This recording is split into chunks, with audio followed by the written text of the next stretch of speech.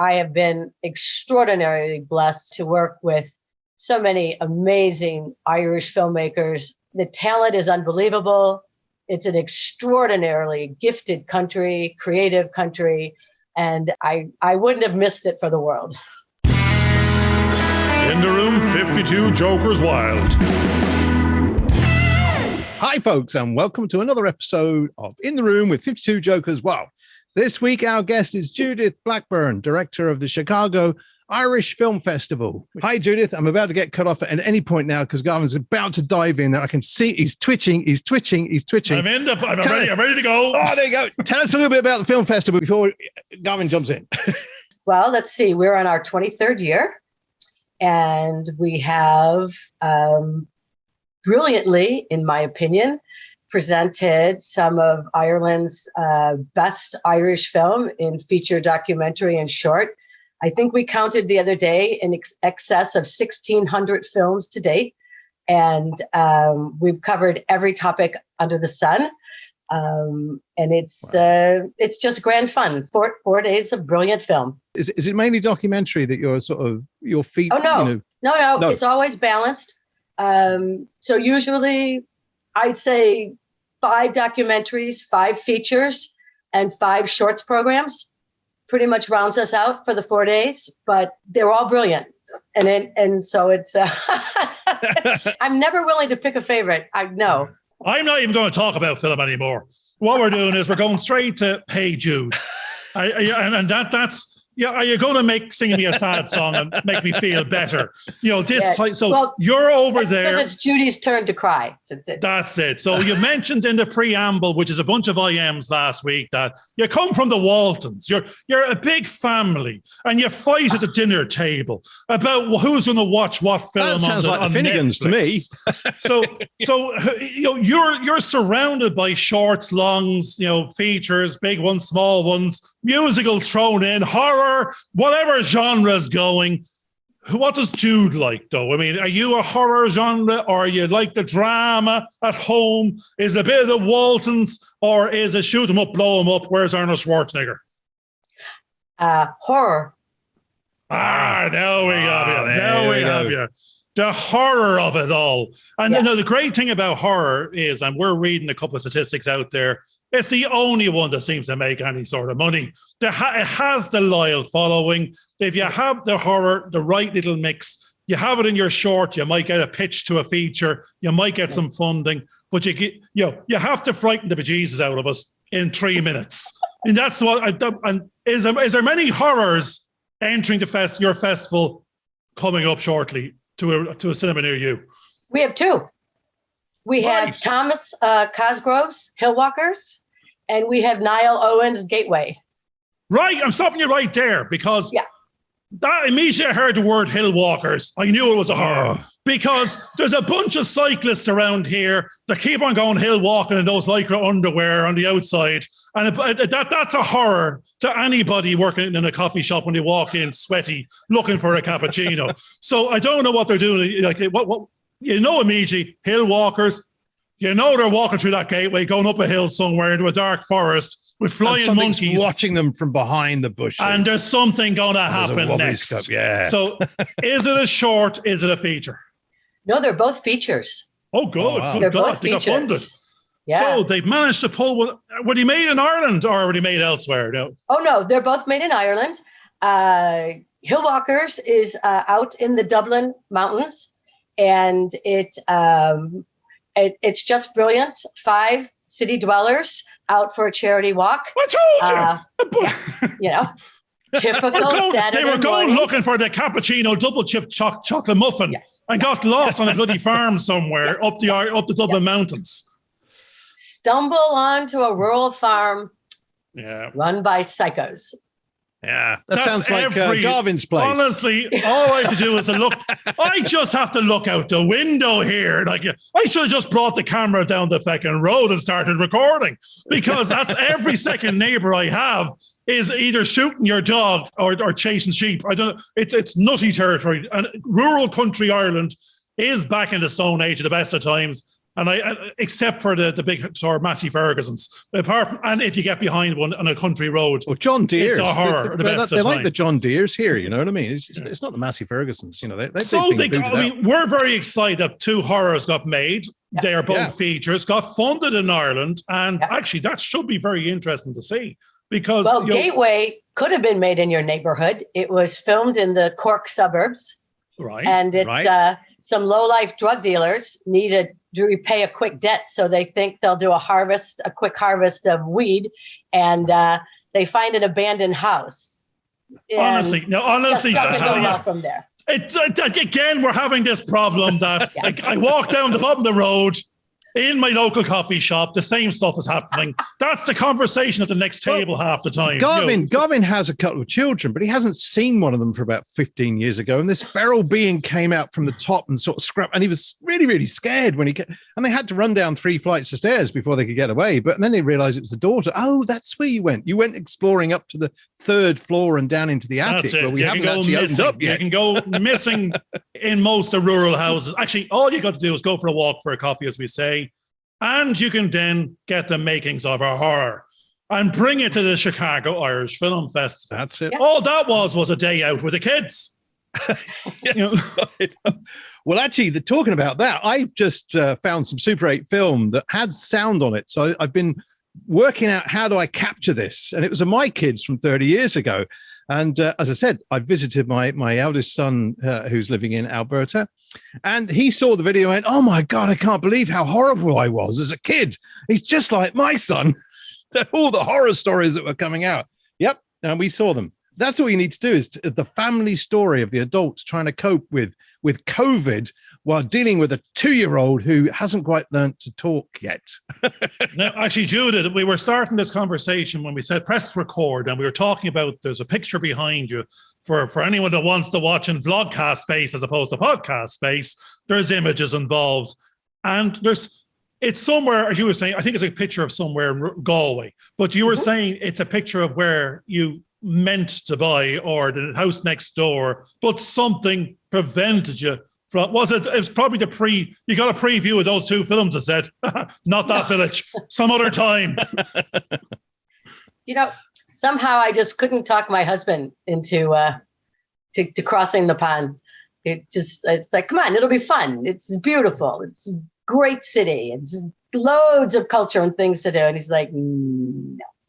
No, the word you used there to put the kibosh on was the word culture. Because you're talking to a man, I mean, and men go, no, you had to start with the pub. Yeah, you're on a good thing. You're on a good thing. Many pubs, 14, you say. That's even better. Your culture. No.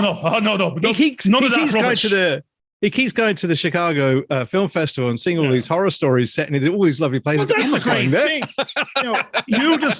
The great thing here is you said you couldn't go and move to rural Ireland or a nice city. Actually, I believe if it was Galway, it's a city. Yeah, so Galway wasn't across rural. From the town center. Yeah, right. So that's city. Yeah. Now I know city in our language is probably village in yours, but I mean, I'm in a town in the sense of I came from a village. Now the village has about 2,000 people in it. That's the max. Now I moved to a town, so we have a crossroads. And we have a church in the middle. So that actually is up to about 4,000 people, and we get to use the word town. I think if you have a traffic lights... I thought that was on the outskirts of it. Oh, no, this is in the middle of the town. You build a whole main road around a church or a bank, normally. Yeah. It's the same thing, really. But if you wanted a city, Kilkenny is a city. That's the one 30 miles from me. And again, you have to have a cathedral. So if you have a cathedral, 2 zebra crossings, you can actually be a city in Ireland. So now you're in Chicago. You're in the Windy City. Are you in? Or are you out? No, I lived in Chicago. Lived in the city. Raised my children in the city. Yeah, no suburbs. I heard a bit of past. I lived in. So where are you now? Now I'm in the woods. You're in the woods. Yeah. You're back to that fucking Blair Witch stuff again. No wonder you like the horrors. You're going... Yeah. No, I went to the airport in Chicago a few years ago on my way to North Carolina. And I always thought, having been in Ireland for a certain period of time, that I could understand the accents. But I got to the counter in Chicago airport and asked for a coffee. And the girl said something, and I went, I haven't the foggiest idea what you said. How do you help Irish people coming over to understand the Chicago accent, especially the thick Chicago accent? Speak slowly. I don't know. Speak slowly. Yeah. Well, I was trying to communicate to her. That's it. That's it, yeah. George has to lower the volume. A lot of gesturing. Yeah. A lot of gesturing. I've actually got my hands underneath here because normally I'm doing an awful lot of this, pointing that stuff, shouting at people. I'm actually usually bringing an aircraft carrier, like into the room. But no, the one thing we love is we reached out on. I don't even know how we got to talk to you, Judith. I don't even know where it came from. It could have been Facebook, LinkedIn. Like, I mean, are you out there blogging on TikTok? I mean, how did you come across us, or why did you put yourself forward to this madness? Yes. I think technically it was rather mutual, but LinkedIn, actually.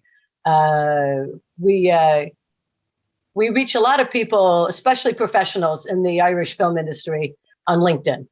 I don't know how you met us there, because we're the unprofessionals on the LinkedIn. We're just out there, courting them in plain sight without them realize they think we're professionals. That's what wins them over. I've been in the industry. I'm going to have to butt in because I've been in the industry for at least 40 years, and I've been working very quietly, usually in post-production and in other areas, which is why my voice is not often heard. And I put all these things together. So it's a little bit different. So I see myself as being professional. No, I don't. I've taken off the coat now and going, professionalism got me this far, which is absolutely nowhere. So I think if you have to take it from the kids now and go, put that aside and just get out there, make friends, influence some people, upset people. Actually, I think you need to upset a bunch of people as opposed to make friends, because making friends is not actually getting anywhere. You got to break through, because I think, like you said, you've got a bunch of people in the queue now to get seen in the Chicago Irish Film Festival, but the amount of clutter out there, and in the sense of they can't get to be seen, they can't get to be heard. They want this opportunity to be in the festival. The festivals have nearly disappeared of sorts, online or hybrid, but there's a certain, George told me all about festivals, that it'd be great when we can get to walk that red carpet again, bump shoulders with the high polite, be with the finger food and the nibbles, and to critique and have fun with whatever the hell's going on in the background and at the screen. But are you missing that, or is that there? Are you about to be going live, hybrid, or fully remote virtual? Are you going to be in the metaverse? Where the hell are you this year? Hybrid. Okay. So that's half electric and plug-in. So, yeah. No, we're very excited to be back in person. We are huge advocates of in-person screening and the environment, the aura it creates. I mean, I have watched hundreds of films the last 2 years, at home and virtually. And I'm totally blessed that I was able to hook up to festivals in Europe and to Ireland, and I'm thankful for that. But they're not so thankful. They're nothing compares to in person. The atmosphere, the people chatting afterwards, bouncing ideas. George, I've got a little link in here, whatever it's called. It's just like, because you've reminded me of Bono, and Bono's go, oh, no, it's not. Is it Bono? It might be Sinead O'Connor, and nothing compares to you. And what it is Sinead O'Connor. I think Prince did it as well, but it's nothing compares to being there in person, to be with you, in front of you, or whoever the you happens to be, people. And it's like, I hate the virtual, because you don't get that chance to. I think there's people have a chemistry, they have an aura, and it's that's not getting the chance to plug into the next aura, if that makes sense. Do you know what the daft thing is, Judith? Garvin and I have only met in person 3 times.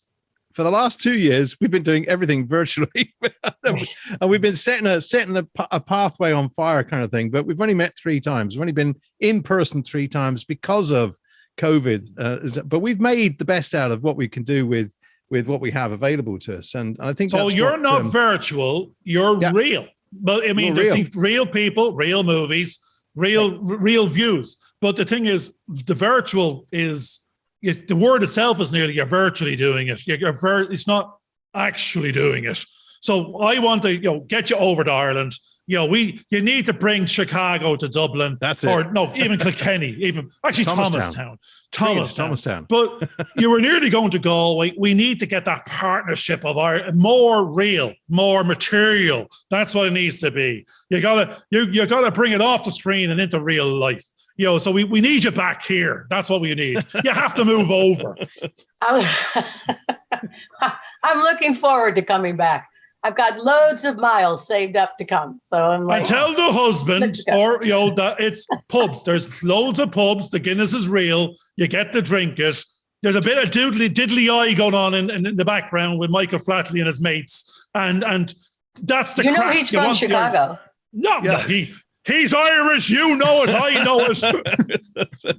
He doesn't know it, but he's actually from. I believe his mother's from Innisteague, which is about 10 miles from here. And, or on the way to Innisteague, there was a little house, and he was here with a big limo. I'd done about 10 at the height of his fame, and we're going, what the hell is he doing with his leather trousers 10 miles from Innisteague? And it turns out, I believe his mother's house is there. So we have a connection. Michael O'Flaherty is a common denominator. Oh, did he had a film? Oh, the boxing film, wasn't it? Was he boxing or something? It was an interesting film about a short film. I think it was Tears of a Clown. And he plays the clown, and he's been rejected. He falls in love with a Irish dancer, premier Irish dancer. And now where did he get that one from, I wonder? The theater, and then he protects her one night. Was it any good? It was. Right. How many stars would you give it? 3 out of 4. You took too long there. No, you were thinking he might be looking, he might listen in. I better give him 3 out of 4. Yeah. No, that was a 1 out of 4 in my books. You have to think about it. So there was no. It's in your mind because it was him. But had it not been him, would you have remembered it? Oh, sure. I can remember almost all of them. Oh, that's all the horrors again. They're so ingrained on your brain. You wake up screaming in the middle of the night. It would be easier to remember an Irish comedy because there's so few. Most of them actually were meant. No, this is the weird thing. They all were trying to be a hardcore drama, but when you looked to them, you saw a comedy. What do you see as the difference between the way that you're seeing independent filmmakers making film in Chicago compared to what you're seeing from the Irish cohort over here? In the genre films, I think they're pretty much consistent. I think what I've admired about the Irish that I see from very, very few other countries, including here in Chicago or the US, are the very fresh social issue films. I think that you have a vote or a voice rises up on an issue, and I don't think 12 months go by, 6 months go by when there's not a film out about it. It's something I admire about the country. Now, Judith, this is interesting because I'm thinking what's happened is it's industry led. So what starts to happen, the little bit of funding, and the ones that get the funding, maybe from Screen Ireland or otherwise, the funding only comes under the diversity, gender imbalance, addressing the mental health issue of X, Y, and Z. So therefore, it's usually on topic. And so, which is nothing wrong with that, but that's exactly, they're reflecting the voice of where the budget comes from and the assistance from the film board or the Screen Ireland of the world, which again, it's usually get more women in film, get more, address these issues, which again, it needs to be done, but it can also have an imbalance, in terms of what would you have done had you not been given that parameter, if that makes sense. But that's an interesting side to it because you do have public funding with public support, where in this country, there's no public funding. And so support is much more difficult. And maybe issues that should be addressed aren't because they can't get funding, they can't get promoted, they can't get support. So we're more like, issues like that are more likely to be buried here or not see the light of day compared to in Ireland. So sometimes you think, well, maybe there's one too many, but they're still, it's right on point, as you say, right? Yeah. Topically on point, current, where ours tend to, No, is there you can go and see a documentary in our country about a crummy school in the 70s. Okay, It's 2022. I think it's a little late. We need to move forward here. Yeah, absolutely. So now again, I suppose, is there something that's not been, like I said, is there something you'd like to see more addressed in the Chicago Irish Film Festival, or is there, are you seeing an absence of something now because maybe there's less indie finance in the market? Is there as many people applying, or is there a shortage? Never mind COVID in the middle of it all. Are the people finding it difficult to get a qualified something out there because of the way the whole industry is moving to YouTube and other realms of sorts? Or do you see that affecting it? Is it more popular than ever? I'd go with it's more popular than ever. The issue for festivals is the huge amount of online platforms now that are just sucking up content. Yes. So it's, I mean, I don't know. I'm certainly not blaming Netflix, but I mean, if you don't know that a film exists on Netflix, you might never find it. It will never come up as you search. You need to do a title search. And then for a lot of festivals, I'm sure, unless obviously you're part of the Big Ten, your Tribeca, your South by Southwest, your Toronto, your Sundance. Your Chicago Irish Film Festival, number 7. Yeah, we got you there now. We have your back. Yeah. They're looking for, it's a much different atmosphere that they're looking for US distribution or Canadian distribution, because a lot of indie theaters and the marquee theaters, deal with Canadian and US distributors. So they're holding their film. And I mean, and one of the things that's broken my heart over the years is they waited and waited and waited, and then it just disappeared, and then they'll come back to us 3, 4, 5 years later, and I'll go, well, there's a whole new crop of films. So there's not, This is an interesting thing now, whereby we're talking to an awful lot of indie breakout people, let's say in Ireland, which should be an example of England and everywhere else to boot. Right. And they're finding it more difficult to raise finance because we say the more investors are more risk averse. They want to see outs. They're not seeing pre-sales. They're not seeing distribution. They don't know where they're going to make their money back. We said this in a bunch of shows, but that all aside, we have this appetite for creativity. We got great talent that wants to package itself, and then even when it achieves that, it doesn't have an out. The festivals aren't there. There's a queue as long as your arm. And to get seen, the problem is back to the investor again. They don't understand how they're going to get to the end audience of a meaningful payback that would actually warrant them financing it front end. So the shorts are I used to be an accountant.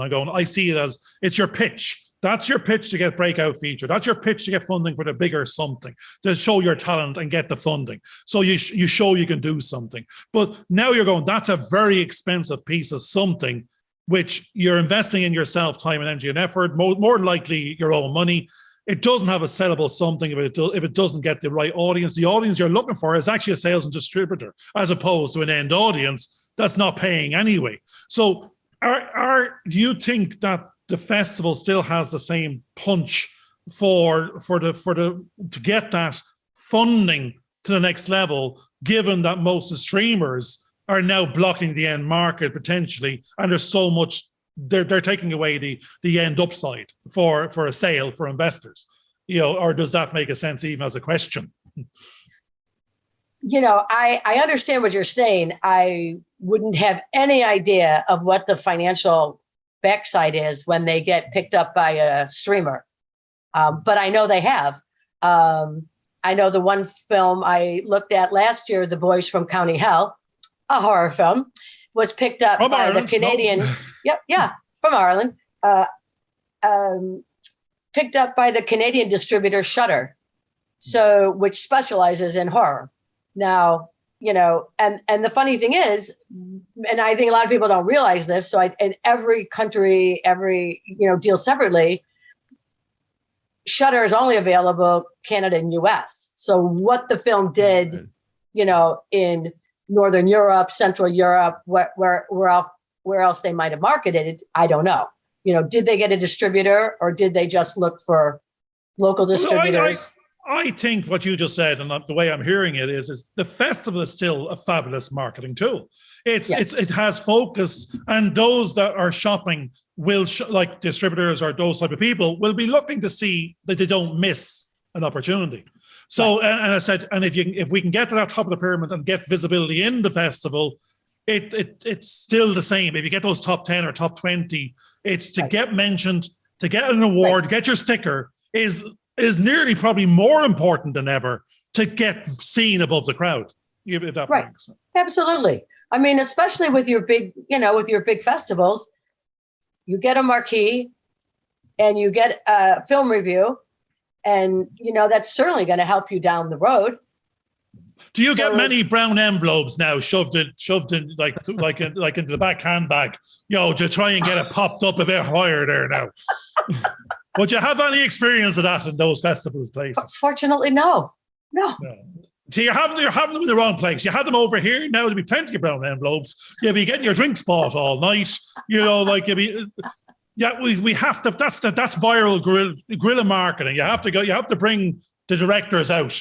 And actually, that's something someone mentioned in one of the last shows. Now, Ireland has sent, Screen Ireland have sent their person to LA, and they've opened up a new LA office. I think it's Stephen Davenport, but they didn't give them the budget, LA budget. Yeah.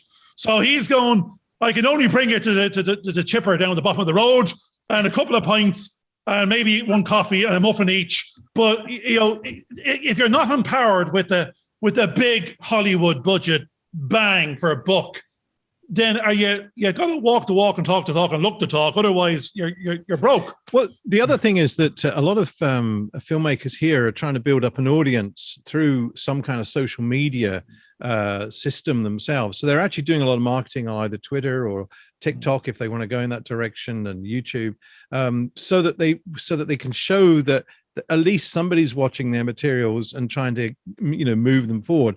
And I remember I got a short film into the Cork Film Festival, short film festival in 2001, I think it was, or 2002, 2001.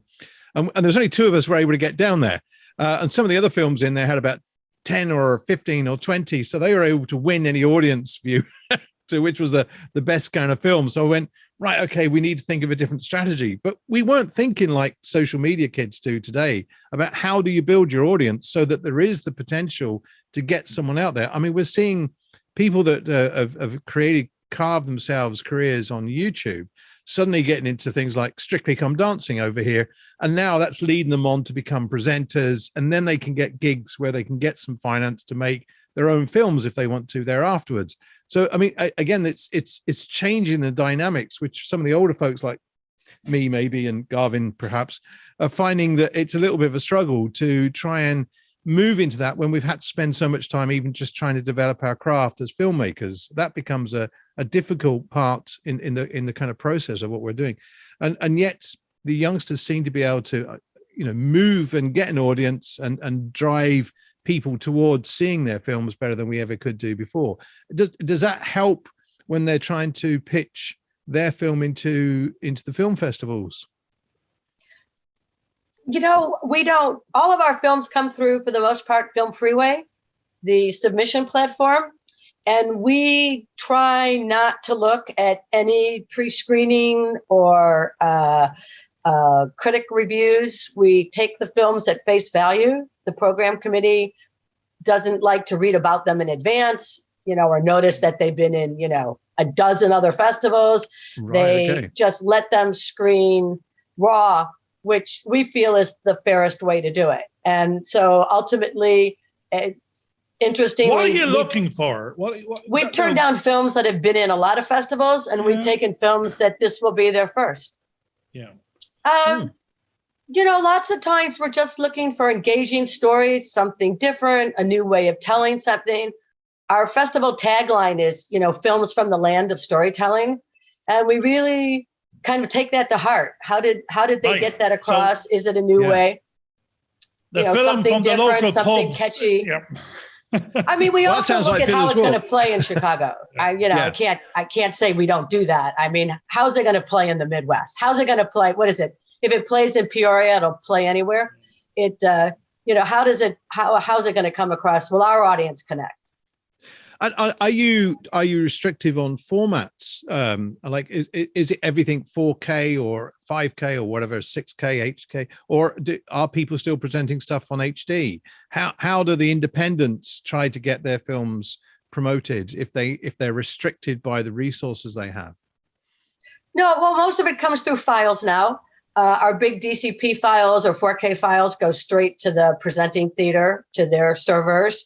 And then our smaller films get put together by our tech guy. They drop them all into Dropbox, and they render the programs together. I am definitely not going down the techie road. No, don't worry. Oh, that's it. It's press play. If it doesn't work, it's call the IT, go turn it on and off again. That's one of the best tech fixes ever out there. And if it doesn't work, we're in trouble. Which is where it comes back to. It needs to be a really good story. And you need to understand storytelling processes to actually get those ideas across and capture the audience through that storytelling process as you go along. And I think that's the ideal thing. It's just making sure that people understand how to tell a good story in a filmic sort of manner, which is one of the biggest problems, especially when we've been dealing with, I've taught a lot of students and trying to get them to understand, simple storytelling, not worrying about the tech, but just deliver a good story has always been a problem. Are you finding that is still something that is dismissing some of the entries that come into the festival? Yeah, it's funny. We always get enough films.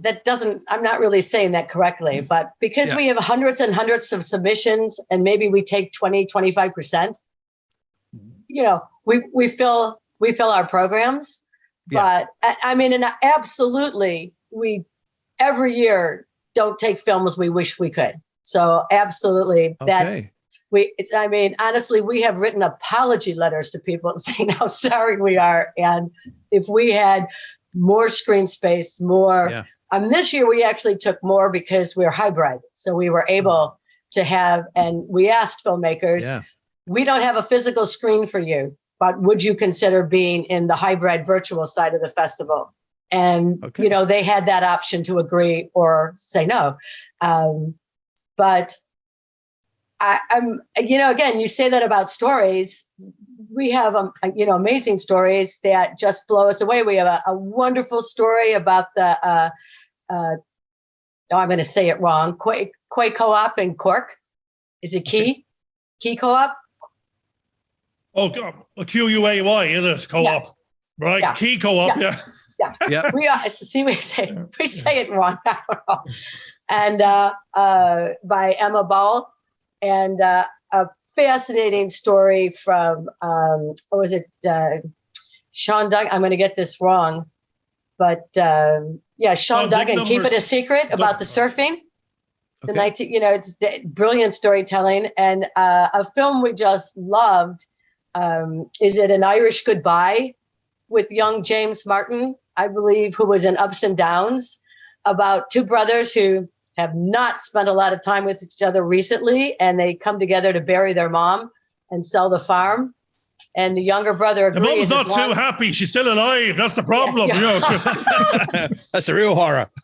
They have to fill a bucket list. And I mean, it's just heartwarming and funny and as Irish could be. And yet it's universal. So every year we are never disappointed. No, well, wait till we put in our entry. You'll be very disappointed. We'll 100% guarantee on that one now. No. Here we go. And they're taking the whole. We won't even go any further now with that effort.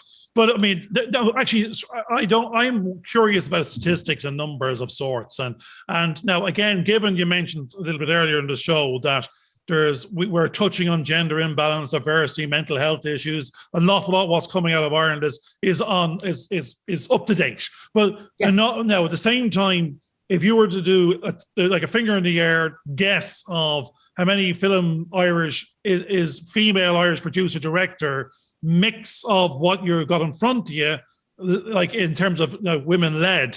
Is the imbalance being addressed? Is there a bit more freshness coming from the female side of things, or you think it's still dominant male? I think it's been like last year. Actually, it's interesting that you say that. Last year we had extraordinary presence of women directors and did almost special programs designed around that or highlighting it. But this year, I think we've kind of dropped back to 50-50, maybe 40-60, 60% men, 40% women. And again, it's an interesting thing. We never try to target a film with that in mind. Because of it. That's perfect. Because I think what's interesting, myself and George had many a conversation before going, it's becoming an issue. The story is a story. The story is the talent. The story is the thing. It shouldn't matter who wrote it, produced, or directed it. Was it good? Was it any good? Do you want to see it? I would imagine the underlying issue would be way back on the production end. When we get them, we're getting a finished, polished product for presentation. But I think perhaps if you go back to the beginning, was there funding access? Was there technical support? Was there, creative support? Were people accessible? That I think that we see that in every country. We certainly is a never-ending issue in the United States. I think there was just another article that less than 3% of Fortune 500 companies, or 3% of board members are women. Over half the population is women. So how can't they find any? No, I always said to George, and it's like, and George would probably agree with this, the women are the puppet masters. We might be out there working, but we know who the bosses are and who's controlling everything. Who we go home and go, and I had this problem at work now, and what do you think? And they give us the final decision. So indirectly, anywhere you see a male board member, anything is actually, they're just the puppets. Yeah, it's a matriarch here. That's the thing. It definitely is. And I found that from my granny or my nan, who it turned out had Irish roots. And my brother did a DNA test thing. And it turns out that most of our family, even though I've got an English accent, come from Cork and West Cork and all those kind of places down there. So again, it's just that we're so used to having a female dominant character that we find it very odd that they're complaining that there isn't. No, George, you just touched on it. Yeah. The Irish, that's the word. Yeah. It's very, very famous. The Irish mammy. Yeah, the absolutely. Irish mammy rules all. That's it. That's how this country, we should have a president called the Irish mammy. In our household, me and the two lads are roughly about 6 foot tall. And my wife is 5 foot. And it took 3 of us in the house to be able to match my wife.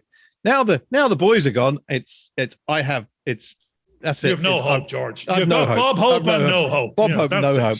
But I mean, at the end of the day, we were off in Edmonton, and we were trying to get back, and we were in Edmonton to try and fly back to Toronto.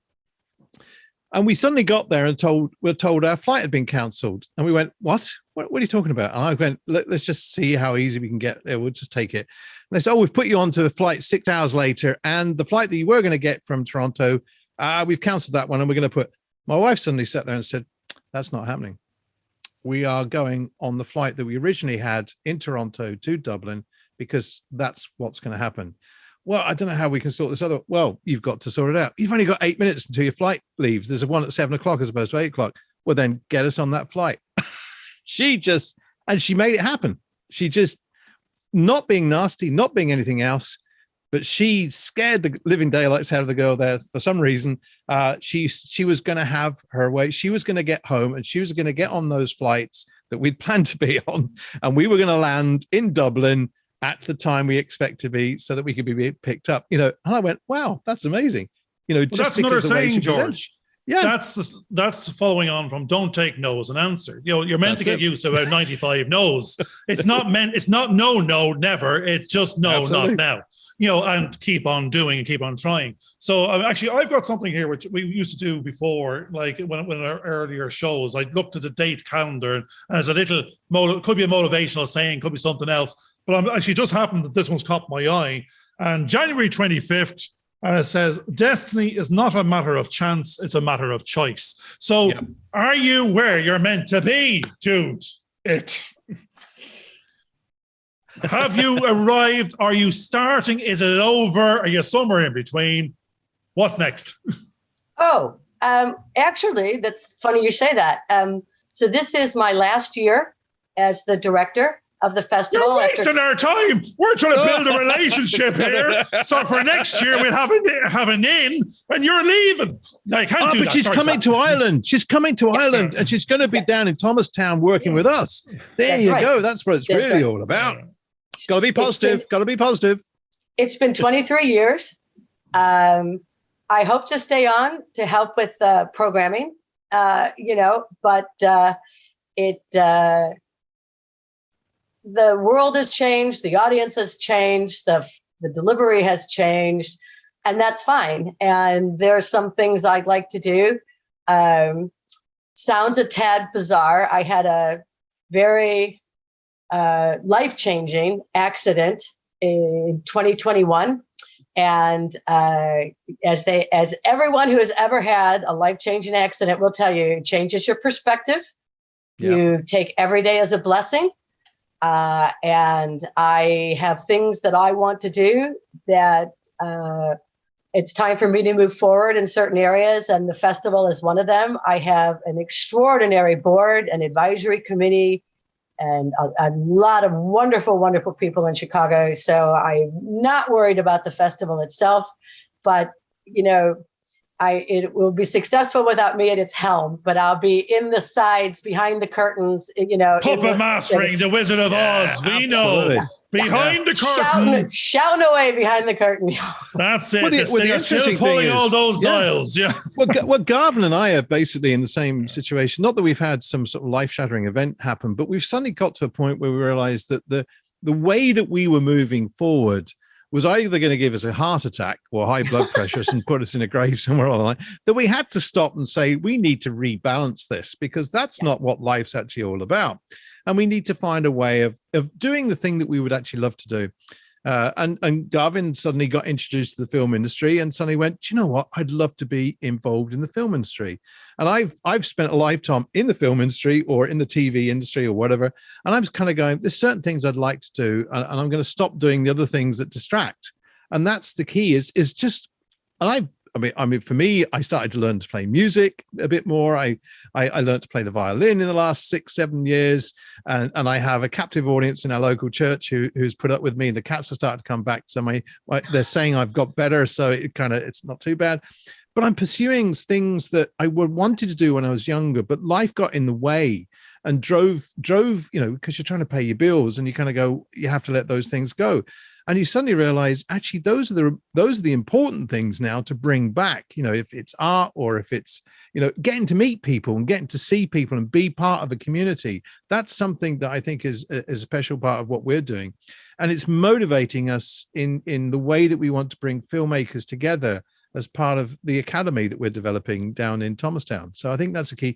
So are you going to share us a little bit of what it is that where your journey is? One of the bucket lists. I think there's a big bucket. Yeah. There's a very big bucket. There might be a hole in the bucket, but there's something on top of the bucket list. There, yeah. Will you share that with us?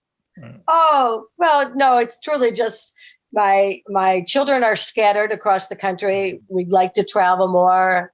My husband and I were workaholics when we were young, and every day was filled and planned and organized. And now we just like to have life at a different pace, not have deadlines, not have to be somewhere at a particular time. I'm hoping I'll be able to travel. So it's fingers crossed. I can travel in the United States in a car. Not sure yet whether I can fly. So I guess I could take a boat. No, absolutely. That's a slow boat to China or something. You don't want one of them. Well, I mean, I'm just thinking of there's a famous American photographer who most of her life was traveling around America, oh, her name's almost there, but it's gone from my head.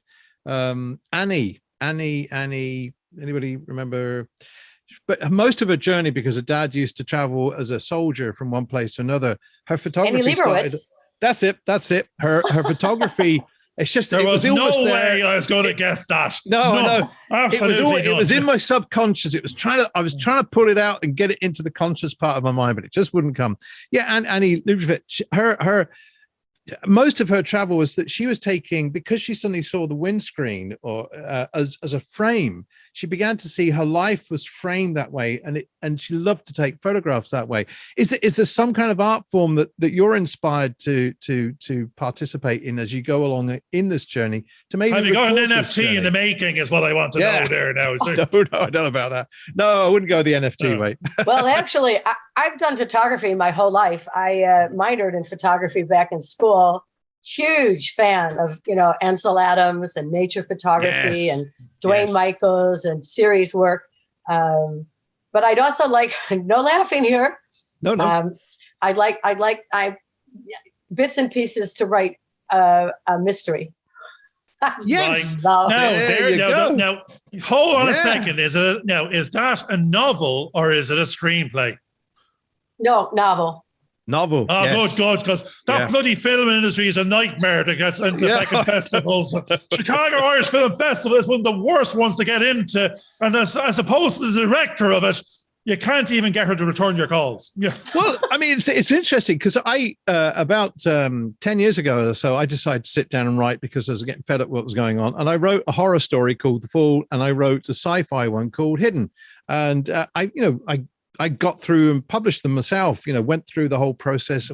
I suddenly realized that when we were trying to get it out to publishers, this book, I was looking at the companies that are available and I went, we've got those skills locally. We can do that. Why not just see if we can get it out there? Because we'll have the same problems as we have with films. And I think in the end, I've still sold as many of my books as I would have done if I got it through a different publishing house. So George, again, I think I bought all 4 of them. So no. I've sold a few hundred of them. I definitely know there's a few hundred that have actually gone out. Are you going to use the tech, Judith? Are you going to write it as a blog on some sort of app that's going to sort of publish it as it goes? Or are you going to do it with a quill and ink in the background somewhere? Yeah, I think I'm going with quill and ink. Oh, brilliant. Oh, Stephen. Yes. It's not Stephen King done a little bit of, someone does it with a pencil and Oh, yeah, he does. His whole family, I think I read, sits and writes. Because his son-in-law and his daughter also write, and his wife, I believe. Yeah. They can't stand talking to each other. That's the whole point there now. No one likes, they've nothing to say to each other in that household. They all go off and write in little notes. I think they're off in little Pride and Prejudice time. There's no tech at all. They've gone backwards. I like the blog idea. Because, then it would be like, Dickens with the little segments. And then you get to the next one, you catch them up, and then Well, when we went into the lockdown, I started reading, I think it's Judith Cameron's The Artist's Way. And I got into writing every day 3 pages of a book, just to get into the practice of writing. I'm actually in week 90 now. I'm still doing it. And it's actually, good for you. You get up in the morning and you kind of go, right, I've got to do a couple of things. And I'm going to write then. I'm going to set this 45 minutes to actually write at least 3 pages, if not more. And you suddenly realize you're opening up your creative energies and you're really getting into a certain way of doing things. And I highly recommend it. If you are trying to start getting writing and you're worried about how to start to do your mystery or anything like that, just writing those 3 pages every day, wherever you find yourself, just find yourself a little bit of space to write just 3 pages. You'll suddenly find that it starts to get you working through the process. And then you'll be able to put together your own stories, because it's like doing a piece of exercise. It's just an exercise. Now, my sister started doing it and she didn't know what to write down. She said, I'm writing 3 pages. I'm writing 3. And it just got her going. And she started to do her thing. And she ended up starting to paint, because that particular process gets you either doing your photography, your painting, your acting or performing. And for me, it helped me with music as well, because music becomes something really interesting to explore. But just carrying on the writing, making it a discipline. And one of the things I do I have been doing is I only write on a Monday to Friday. I don't do the weekends because I find that if you stop at the weekends, you get revitalized to start it again on a Monday. So it's a Monday to Friday activity.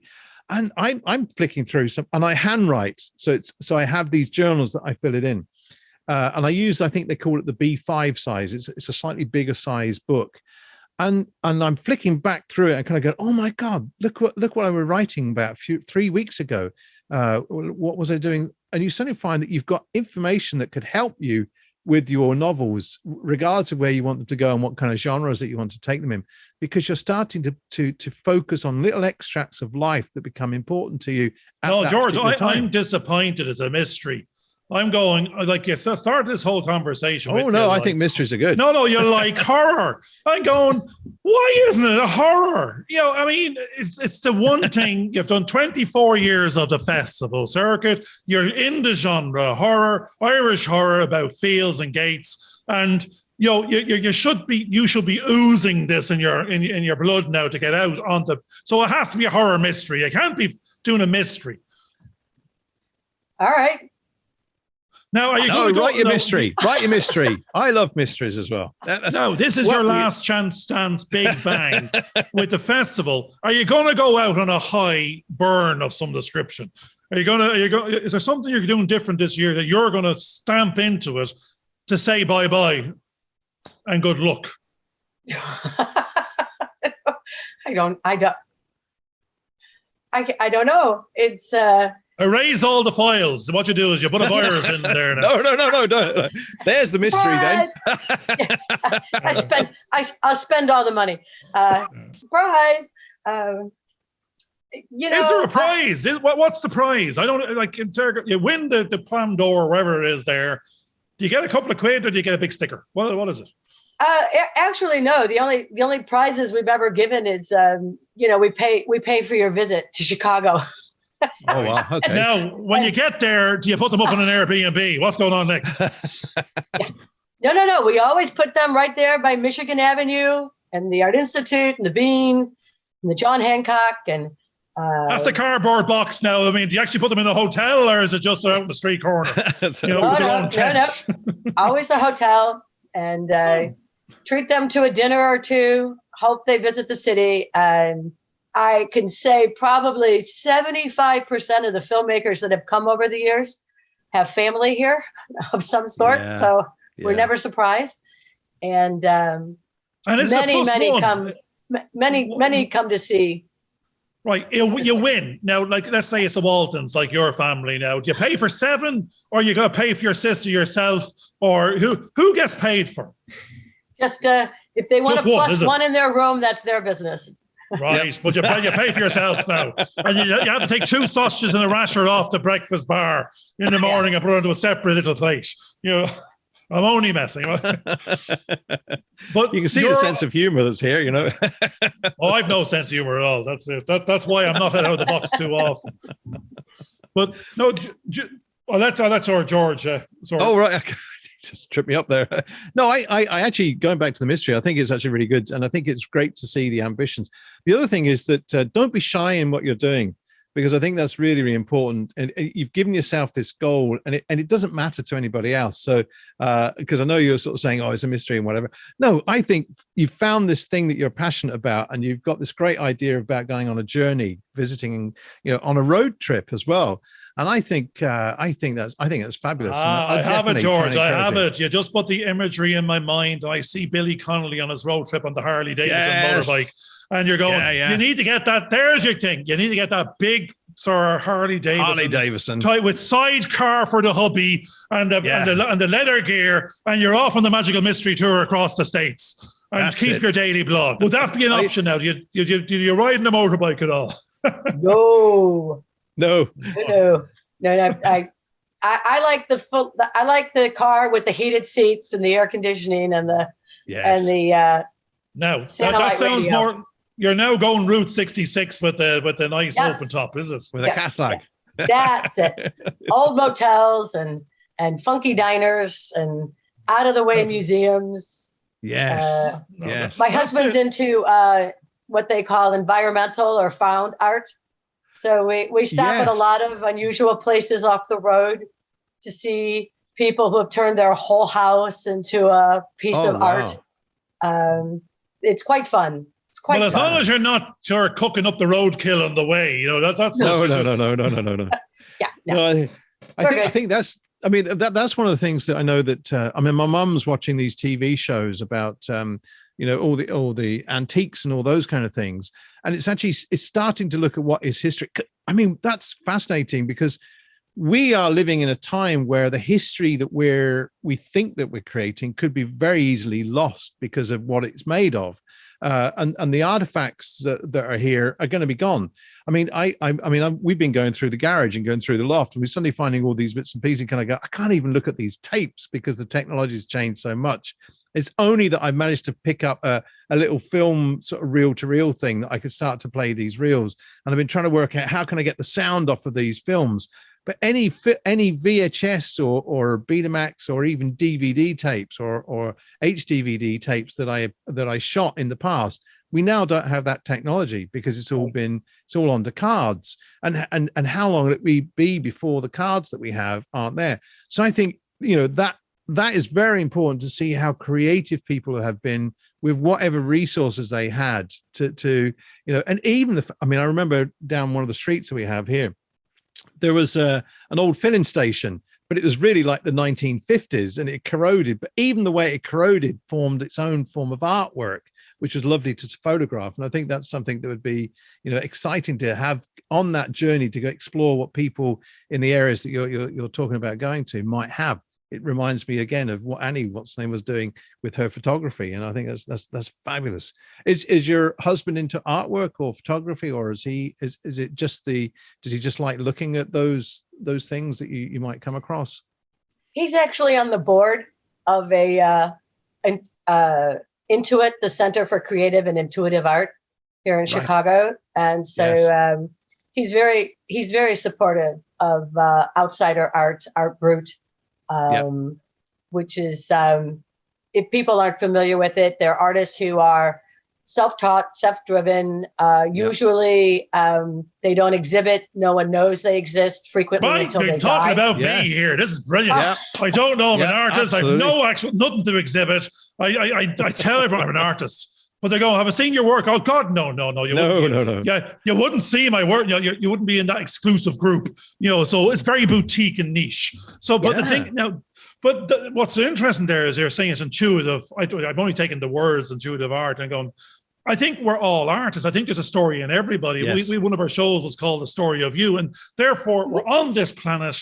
We're trying to find a purpose. We don't know what the story is, what the right story is for ourselves, and most of the time we're on the wrong page, we're in the wrong chapter, we've gone down a rabbit hole, and I think that's what we've all pulled ourselves back out of the rabbit hole going, we need to rewrite this book, we need to write the right story before we run out of time.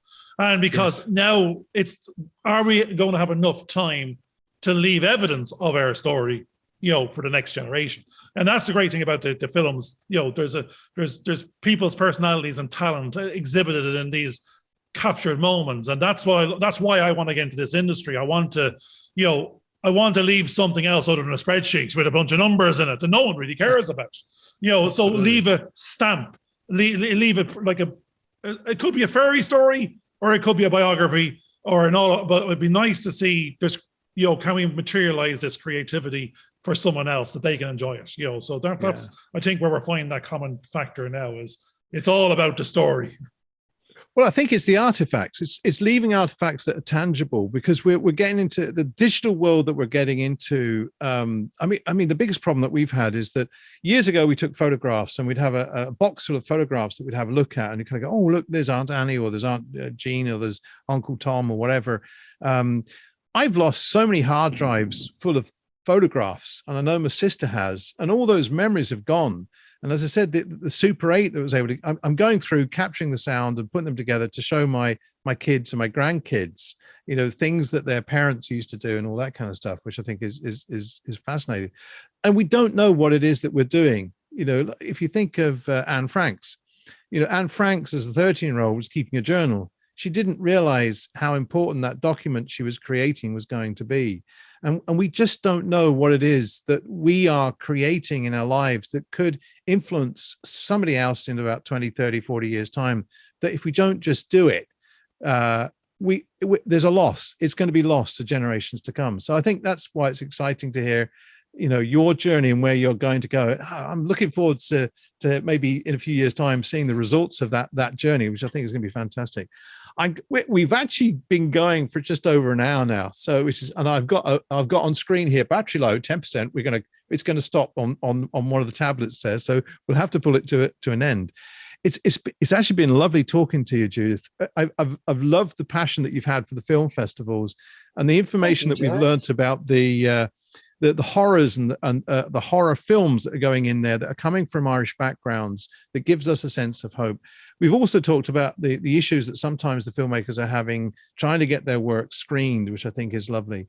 But also to hear your own personal story about the fact that, you're coming to an end of a career, but you've got these other passions that you'd like to do. And, you want to go off and explore those. I think that's lovely, because that actually excites us, because that's what we're doing. That's encouraging us to think, that we've got to go and do that before the time does run out and before we get to the end credits of our own lives, which I think is important. So is there anything else you'd like to add that we didn't give you a chance to talk about, just as a final few comments?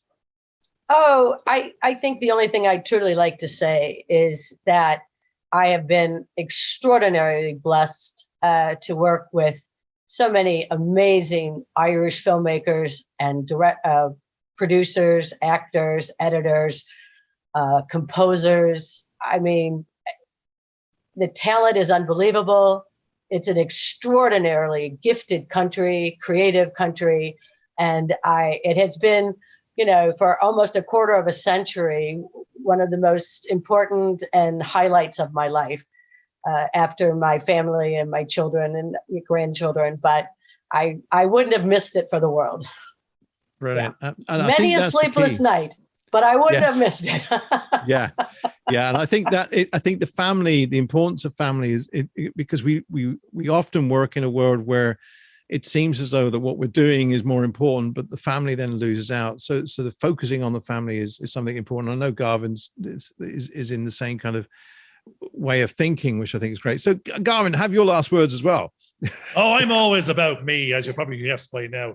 And I'm just so disappointed in Judith. It's took me 55 years to get to this point, just to get to the chance to get in front of her, to get maybe work on something this year and get it into the Chicago Irish Film Festival next year, and she's fecking off. So, I mean, I'm not, just as it's about to get interesting, you're leaving. I'm not happy, Judith. I'm not happy. But maybe you'll come visit with us at a later date. That'd be fantastic. I'm always available to be on a jury. So you just let me know. Oh, but that's terrible. Because good. If you're on the jury, you're giving out the sentence and I'm the accused and I'm not looking forward to the verdict. So that's another story for another day. I mean, we're hopefully going to be producing the stuff that we do. We'll put into some little film festival of some nature. So it'd be great to have. We'll have you as guest juror on our little microfilm festival in Thomastown in the coming years. You can come in virtually if you like, as a hybrid something.